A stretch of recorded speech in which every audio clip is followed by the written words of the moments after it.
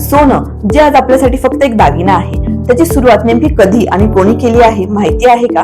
नसेल माहिती तर हा व्हिडिओ तुमच्यासाठी. नमस्कार, मी Sheetal from Dande gold and diamonds. खरं सांगायचं तर सोन्याचा वापर कोणत्या एका व्यक्तीने नाही तर प्राचीन मानवाने केला आहे. इसवी सन सुमारे 4000 वर्षांपूर्वी मानवाला एक निसर्गात चमकणारा आणि गंज न पडणारा धातू सापडला, ते म्हणजे सोनं.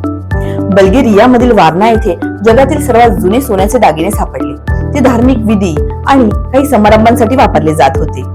त्यानंतर इजिप्त, सिंधू संस्कृती, मेसोपोटेमिया आणि चीन या सगळ्या प्राचीन संस्कृतींमध्ये सोनं हे समृद्धी, सत्ता आणि विश्वासाचं प्रतीक बनलं. सोनं हे कधीच गंजत नाही, त्यामुळे त्याचं मूल्य कधीच कमी होत नाही. म्हणूनच पिढ्यानपिढ्या या धातूवर विश्वास ठेवला गेला. म्हणूनच सोनं फक्त दागिना नाही, ते आहे परंपरा, विश्वास आणि शाश्वत मूल्य. तुम्हाला ही माहिती कशी वाटली? आवडली असेल तर कमेंटमध्ये नक्की कळवा आणि अशाच महत्त्वपूर्ण माहितीसाठी आम्हाला फॉलो करा.